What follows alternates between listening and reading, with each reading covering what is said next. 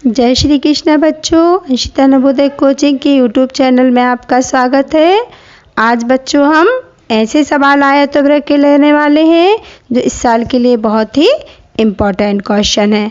आप इन्हें ज़रूर करिएगा। इन क्वेश्चंस को अपनी नोटबुक में रखिए, लिखिएगा और इनको बार बार करके देखिएगा। ये ऐसे क्वेश्चन हैं जो बच्चों से नॉर्मलता बनते नहीं हैं। आप बहुत ध्यान से देखिएगा। एक घनाभाकार टैंक के आंतरिक भाग की लंबाई, चौड़ाई, ऊंचाई 2 मीटर, 1.5 और 1 मीटर है। यदि 500 लीटर पानी की मात्रा इसमें से निकाल ली जाती है जबकि यह पूरी तरह से भरा हुआ है, तो इसमें कितने लीटर पानी बचेगा। सबसे पहले हमें देखना है कि हमारा टैंक कैसा है, घनाभाकार, क्योंकि इसकी लंबाई, चौड़ाई, ऊंचाई अलग अलग है। तो सबसे पहली बात हमें क्या निकालना लेना है, घनाभ का आयतन। घनाभ का आयतन का फार्मूला मैंने आपको बताया हुआ है। आपको बच्चों फार्मूले ठीक से लर्न करना है। क्या होता है, लंबाई गुणित चौड़ाई गुणित ऊंचाई। हमें लंबाई दी गई है बच्चों 2 मीटर, तो हम लंबाई के नीचे लंबाई लिख देंगे। चौड़ाई दी है 1.5, तो हम वो लिख देंगे मल्टीप्लाई ऊंचाई दी है 1, तो हम इसका गुणा कर लेंगे। 15 दूनी 30, 30 एकम 30, ठीक है ना। अब आप कहेंगे 15, तो ये देखिए एक के पहले पॉइंट है तो अब हम पॉइंट लगा दे रहे हैं। अब इस देखिए घनाभ का आयतन है तो इसमें लगता है घन मीटर, इसमें लग जाएगा आपका घन मीटर, क्योंकि ये घनाभ का आयतन है, ये हमें ध्यान रखना है। अब बच्चों में पता होना चाहिए कि 1 घन मीटर में कितनी जगह होती है, कितना पानी बनता है। तो 1 घन मीटर की जो जगह होती है ना, 1 घन मीटर की जगह में 1000 लीटर पानी बनता है। कितना, 1000 लीटर। तो हमारा है 3 घन मीटर, तो हमारे टैंक की जो आयतन है वो 3 घन मीटर की है, यानी कि हमारे टैंक में कितना पानी बनेगा, 3000 लीटर, ठीक है ना। अब इसमें से वो हमसे क्वेश्चन में कहा गया था कि 500 लीटर क्या है, भरा हुआ है। तो जब 3000 बनता है, कैपेसिटी 3000 की है और 3000 में से हमारे उसमें 500 लीटर पानी भरा हुआ है बच्चों, तो शेष जो खाली भाग बचा वो कितना बचा, इतना, है ना। इतना पानी खाली नहीं बच्चों, भरा हुआ ही था और भरा हुआ में से ही 500 लीटर निकाला गया। 3000 भरा हुआ था, 500 लीटर उसमें से निकाल लिया गया, तो इसमें कितने लीटर पानी शेष बचेगा ये पूछा गया। तो कितने लीटर शेष बचा, 2500 लीटर पानी क्या बच गया, शेष बच गया। ये हो जाएगा हमारा आंसर, ऑप्शन नंबर सी। हम गोला बना सकते हैं और ऑप्शन नंबर सी को फिल कर सकते हैं, ठीक है ना। देखते हैं क्वेश्चन नंबर 2। आप बार बार बच्चों फार्मूलों को लर्न कीजिए, तभी आपसे ये सवाल बनेंगे अच्छे से। ये मैं पढ़ दे रही हूँ, करना आपको है।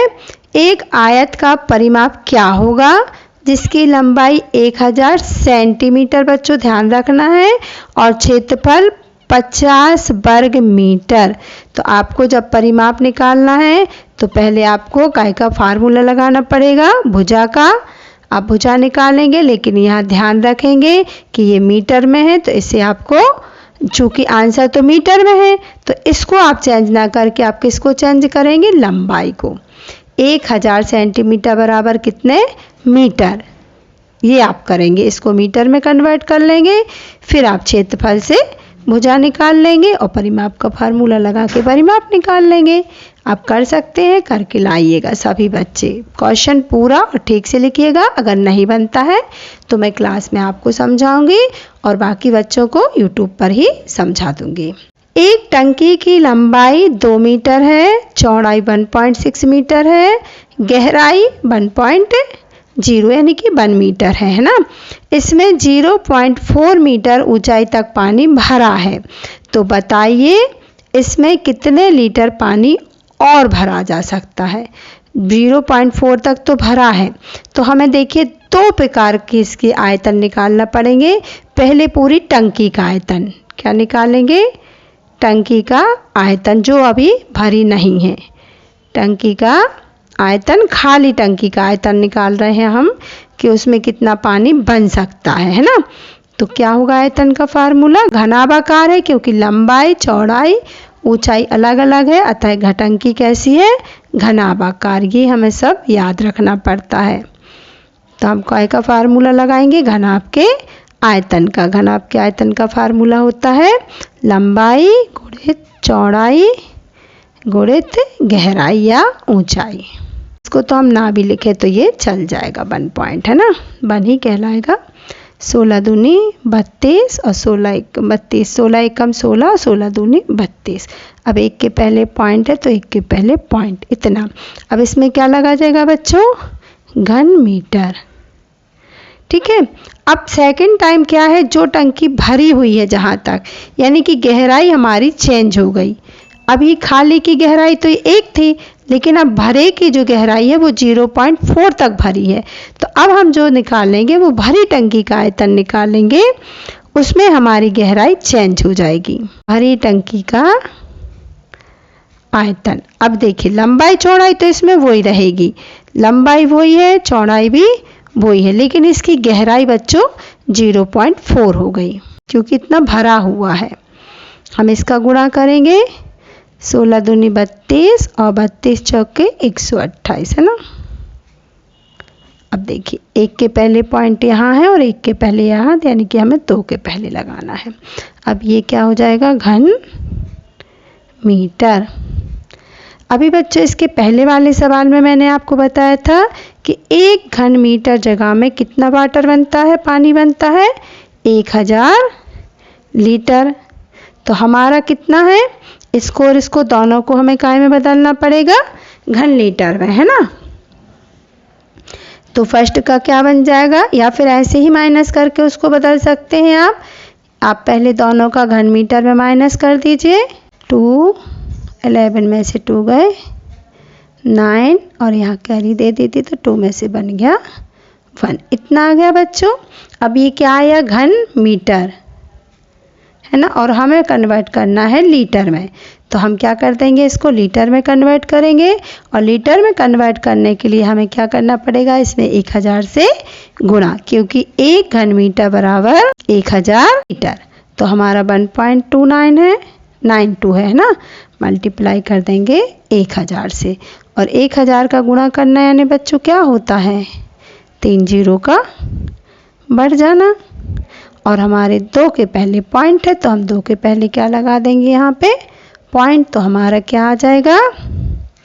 1920 लीटर। इतना पानी इसमें और भरा जा सकता है, ये हमारा आंसर हो जाएगा। इसमें लीटर लगेगा, 1920 लीटर। ठीक है। अगर बच्चों आपको अभी भी ठीक से समझ में ना आ गया हो, एक बार में समझ में ना आए तो इसको दोबारा कीजिए, तिबारा कीजिए, फिर आपको अच्छे से समझ में आ जाएगा। बार बार वीडियो को देखिए, लाइक कीजिए, जल्दी से सब्सक्राइब कीजिए चैनल को। कई लोग संविदा वाले लोग भी पढ़ाई कर रहे हैं, जो संविदा का वर्ग 1 वर्ग 2 का फॉर्म भरे हुए हैं, आप भी अच्छे से पढ़िए। ठीक है ना। ये सब बच्चों बहुत इम्पोर्टेंट रहता है बड़े तक के लिए आपको। क्वेश्चन नंबर 4, एक वर्ग का परिमाप लंबाई 16 सेंटीमीटर और चौड़ाई 14 सेंटीमीटर के आयत के क्षेत्रफल के बराबर है। किसका? वर्ग का परिमाप किसके बराबर है? आयत के क्षेत्रफल के, जिसमें आयत की लंबाई 16 और चौड़ाई 14। तो वर्ग का क्षेत्रफल क्या होगा? आप बहुत अच्छे से कर सकते हैं। एक साइड लिखिए वर्ग का परिमाप बराबर आयत का क्षेत्रफल, फिर आयत के क्षेत्रफल का फार्मूला लगाइए तो आयत का क्षेत्रफल निकल आएगा। जो आयत का क्षेत्रफल रहेगा वही वर्ग का क्या रहेगा? परिमाप। फिर वर्ग के क्षेत्रफल का फार्मूला होता है भुजा गुणित भुजा, तो आप वर्ग के परिमाप से भुजा निकाल लीजिए और क्षेत्रफल का फार्मूला लगा दीजिए। मैंने आज ही क्लास में आपको क्वेश्चन करवाए थे और पहले वाली वीडियो में भी इस टाइप के क्वेश्चन मैं आपको सिखा चुकी हूँ, तो आप आसानी से इसको कर ही सकते हैं बच्चों। देखते हैं नेक्स्ट क्वेश्चन। एक आयत का परिमाप, बिल्कुल ऊपर वाले सवाल जैसा ही आप इसको समझ लीजिए, वो आपसे बन जाएगा। 6 मीटर भुजा वाले वर्ग के क्षेत्रफल का 5/6 है। यदि आयत की लंबाई 5 मीटर है तो आयत का क्षेत्रफल क्या होगा? हमसे क्या बोला जा रहा है कि आयत का परिमाप कैसा है? आयत का परिमाप किसके बराबर है? 6 मीटर भुजा वाले वर्ग के क्षेत्रफल का 5/6। तो हम सबसे पहले निकालेंगे वर्ग का क्षेत्रफल और उसका क्या है? का 5/6 क्या है? आयत का परिमाप। तो वर्ग के क्षेत्रफल का फार्मूला होता है बच्चों भुजा गुणित भुजा, है ना। वर्ग के क्षेत्रफल का फार्मूला भुजा गुणित भुजा, और इसका का यानी मल्टीप्लाई होता 5/6, है ना। तो ये हम काट देंगे, 6 एकम 6, 6 एकम 6, 5 छक्के 30, यानी कि इसका आंसर कितना आया? 30। ये 30 क्या है? आयत का परिमाप है। 30 क्या होगा? मीटर। क्यों होगा मीटर? क्योंकि ये भी मीटर में था और ये भी मीटर में है आगे जाके, है ना। ये आपके आयत का परिमाप आ गया। अब आयत की क्या दी गई है? लंबाई 5 मीटर, तो आयत का क्षेत्रफल। अब हमें आयत के क्षेत्रफल का फार्मूला चाहिए। क्या होता आयत का क्षेत्रफल? बराबर लंबाई गुणित चौड़ाई।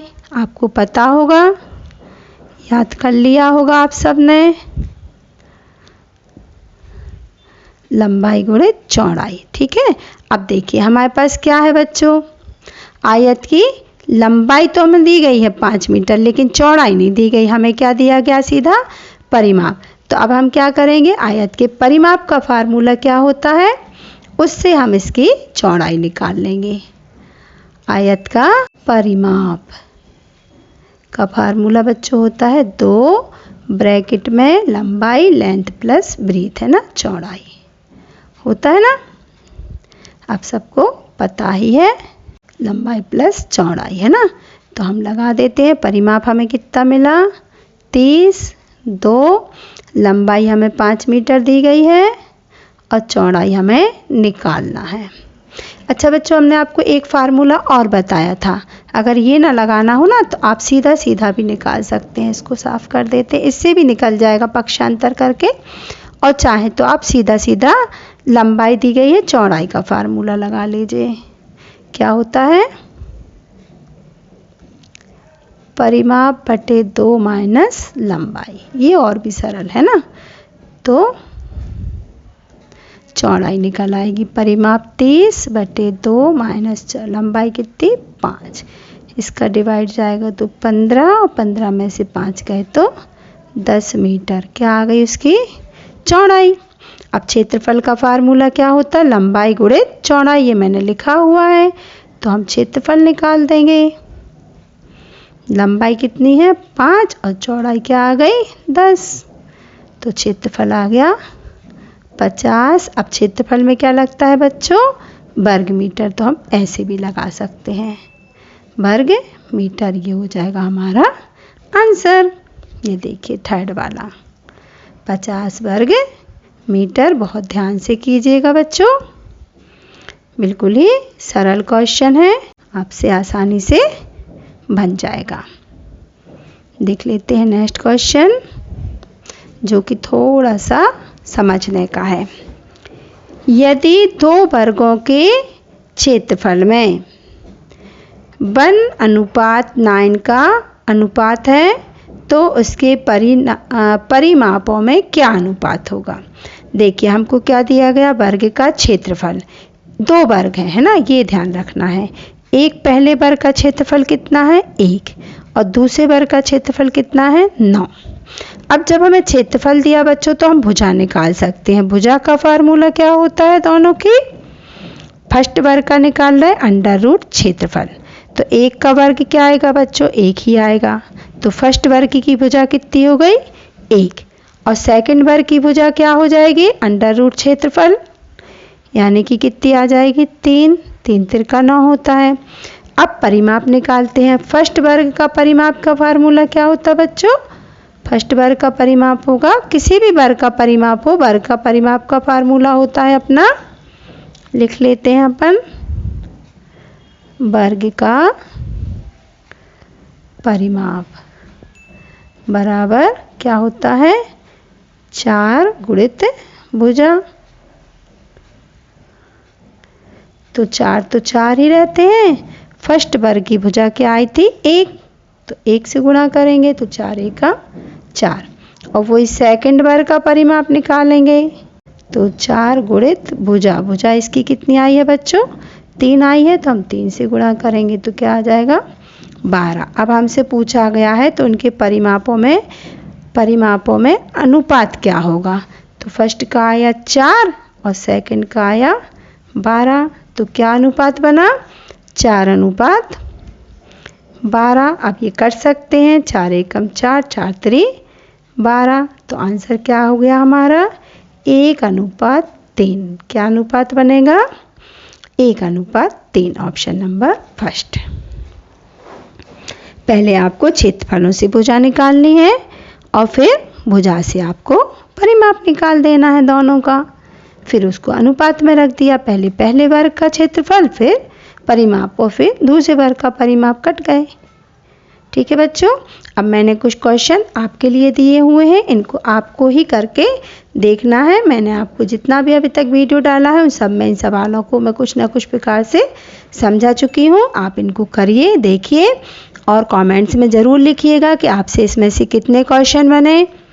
ठीक है बच्चों, आपको इन क्वेश्चनों को ठीक ढंग से लिखना है और उसके बाद करना है।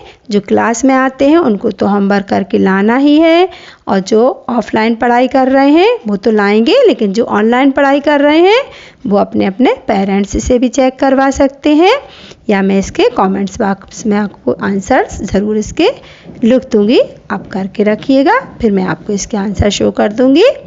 जय श्री कृष्णा बच्चों, ऑल द बेस्ट, बाय बच्चों। खूब तैयारी कीजिए, खूब पढ़ाई कीजिए, चैनल को लाइक और सब्सक्राइब कीजिए।